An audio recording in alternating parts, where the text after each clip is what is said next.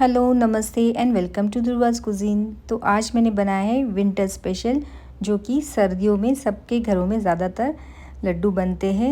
ये हमें ठंड से बचाते हैं, काफ़ी फ़ायदा देते हैं हड्डियों के लिए, जैसे कि जिन्हें हड्डियों की तकलीफ़ होती है उनके लिए तो बहुत ही अच्छे हैं। इवन बच्चों के लिए भी ये बहुत अच्छा है, फ़ायदा देते हैं। चलो देखते हैं इसकी रेसिपी। तो यहाँ पे मैंने डेट्स, जो ड्राई खजूर होते हैं, वो लिया है 1.5 कटोरी। खजूर को मैंने तोड़ के उसमें की बीज निकाल के इसे बारीक कूट लिया है। तो जितना आप इसे बारीक कूट सकते कर लेना है, या तो फिर आप रेडीमेड पाउडर मिलती खजूर की, वो भी इस्तेमाल कर सकते हैं। फिर यहाँ पे मैंने 4 कटोरी जो गेहूँ का आटा है वो लिया है। उसके बाद हम लेंगे गुड़। तो मैंने गुड़ ये 1.5 कटोरी लिया है गुड़। तो हम एक ही कटोरी से सारा मेजर करेंगे। तो इसी कटोरी से मैंने सारा मेजर किया है। तो मैंने यहाँ पे गोंद लिया है, जो कि डिंक बोलते हैं, तो पाउन कटोरी लिया है मैंने यहाँ पे। फिर यहाँ पे मैंने सूखा हुआ नारियल खोपरा होता है वो लिया है, तो ये मैंने पाव कटोरी लिया है। और यहाँ पे मैंने 2 टेबलस्पून मेथी दाना लिया है। और यहाँ पे सूखा मेवा है, जो कि जो भी ड्राई फ्रूट्स आपके पास अवेलेबल होंगे वो मैंने यहाँ पे 1 कटोरी लिया है। तो ये मेरे पास दिवाली के जो बचे हुए थे वो भी मैंने इसमें ऐड कर लिए हैं। अब यहाँ पे घी लगेगा, तो घी जैसे कि जैसा कंसिस्टेंसी होगा उस तरह से लेना है। तो मुझे यहाँ पे 1.5 कटोरी घी लगा है। और यहाँ पे मैंने 2 टेबलस्पून ये पॉपी सीड्स है वो लिया है, यानी खसखस। और यहाँ फ्लेवर के लिए, खुशबू के लिए हमने इलायची, फिर जायफल और ये सूंठ है वो लिया है। और इसे हम एक पाउडर बना लेंगे इसकी। और इसका बहुत ही अच्छा इसमें एक सुगंध आता है, फ्लेवर आता है।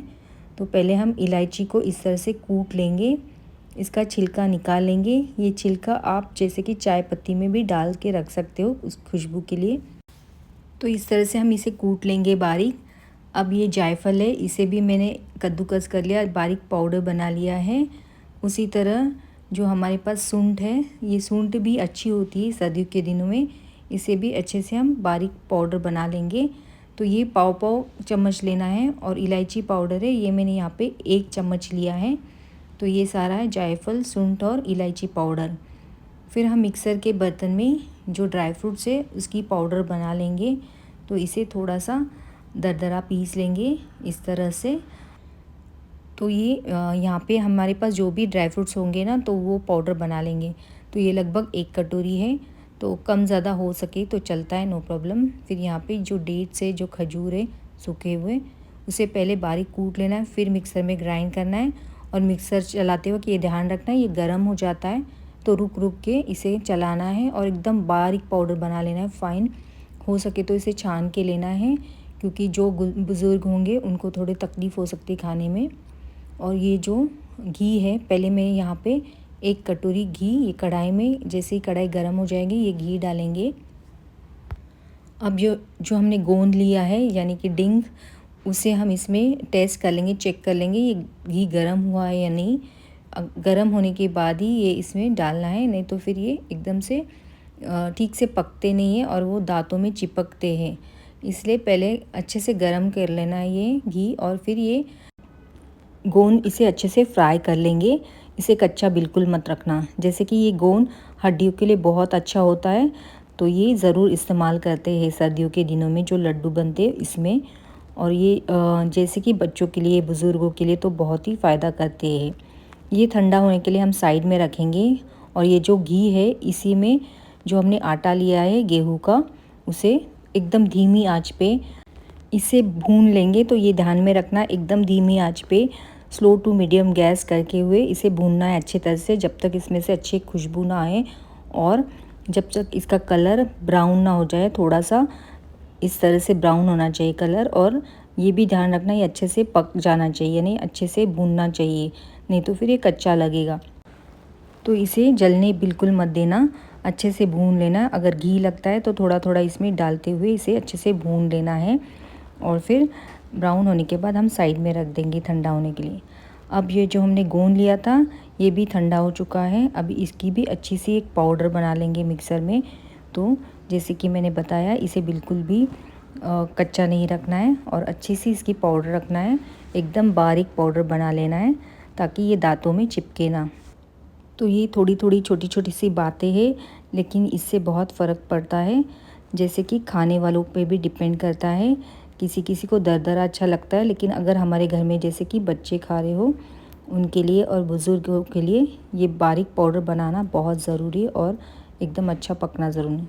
अब ये मेथी दाने भी है ना, इसे भी बहुत अच्छे से पाउडर बना लेना, इसका भी एकदम फ़ाइन पाउडर बना लेना, ताकि जब बच्चे खाएंगे उनको बिल्कुल समझ में ना आए इसमें कि मेथी पाउडर है। तो मेथी कम ज़्यादा करके आप इसे इस्तेमाल कर सकते हो। अब यहाँ पे मैंने जो पॉपी सीड्स है वो भी थोड़े घी में भून ली है और जो मेथी दाने हैं उसे भी अच्छे से भून लिए हैं। अब ये जो डेट्स पाउडर, ये खारीक पाउडर है, जो खजूर की पाउडर है, इसे भी अच्छे से भून लेंगे। तो हर चीज़ इसमें अच्छे से भूननी चाहिए, लेकिन जलनी बिल्कुल नहीं चाहिए। जैसे कि अब ये ड्राई कोकोनट खोपरा है, इसे भी अच्छे से भूनना है, नहीं तो इसका एक स्मेल आता है अगर काफ़ी दिन लड्डू रहते हैं तो ये सारी चीज़ें डिपेंड करती है हम कैसे भूनते हैं, तो ये लड्डू अच्छे बनते हैं और ज़्यादा दिन रहते हैं। अब ये जो ड्राई फ्रूट पाउडर है ना, वो भी मैंने डाल दी है और इसे भी हम इसमें भून लेंगे। और इसमें घी डिपेंड करेगा कितना हमें उसमें मॉइस्चर चाहिए लगेगा। जैसे कि डेट्स किसी किसी के ज़्यादा ड्राई होंगे तो ज़्यादा मॉइस्चर लगेगा, तो घी उस हिसाब से हमें ऐड करना है, तो थोड़ा थोड़ा करके डालना है। अभी ये गुड़ भी इसमें एक नरमाहट, एक मॉइस्चर देता है, तो उस हिसाब से हमें जो घी है वो ऐड करते जाना है बीच बीच में। अब ये जो हमने भुना हुआ आटा है ये भी मैंने डाल दिया है और इसे अच्छे से सब सारी चीज़ें मिक्स कर लेंगे, एक साथ कर लेंगे और देखेंगे कि इससे लड्डू बनते हैं या नहीं बन रहे। अगर तकलीफ़ होती है तो घी थोड़ा गर्म करके इसमें ऐड करते जाना है, थोड़ा थोड़ा करके। तो मुझे लगभग इसमें 1.5 कटोरी घी लगा है, जो मेल्टेड वाला घी। तो उस तरह से थोड़ा थोड़ा करके ऐड करना है और जितना आपको जैसे मॉइस्चर चाहिए उसमें उस हिसाब से इसमें घी डालना है। अब ये जो हमने पाउडर बना के रखी थी ना, जायफल, सूंड पाउडर, इलायची पाउडर, वो डाल देंगे और सारा मिक्स कर लेंगे। और घी जैसे मुझे कम लग रहा है तो मैं और इसमें डाल के फिर आसानी से ये लड्डू बन जाएंगे। तो इसीलिए मैंने घी का आपको मेजरमेंट्स पहले नहीं बताया, जैसे मुझे लगा है तो 1.5 कटोरी मुझे लगा है, हो सकता है आपको कम या ज़्यादा लगे। और ये भी मैंने नोटिस किया है कि ये जो बर्तन होता है जिसमें हम लड्डू का जो भी सामग्री भूनते हैं उस पर भी काफ़ी डिपेंड करता है कि घी कितना लगता है। तो देखिए ये लड्डू बहुत ही अच्छे से बन चुके हैं और इसका जो टेस्ट है वो भी एकदम परफेक्ट बना है। लेकिन अगर आपको चाहो तो इसमें थोड़ा सा जैसे गुड़ ज़्यादा लगता है तो आप ऐड कर सकते हो, कम कर सकते हो। तो जो भी इंग्रेडिएंट्स या सामग्री इस्तेमाल करेंगे तो उस पर डिपेंड करेगा ये मॉइस्चर कितना लगेगा और उस हिसाब से हम घी ऐड करके इसे अच्छे से बना सकते हैं। तो ये बहुत ही टेस्टी और बहुत ही अच्छे लड्डू बने हैं और लगभग ये 40 लड्डू बने हैं। तो रोज़ एक खाइए और बच्चों को भी दीजिए, लेकिन हमेशा याद रखना ज़्यादा नहीं, ओवर नहीं खाना है, बस 1 या 2। तो पसंद आए तो ज़रूर लाइक करना और सब्सक्राइब करना। मिलते हैं नेक्स्ट वीडियो में, तब तक के लिए bye, thank you so much and take care, see you soon.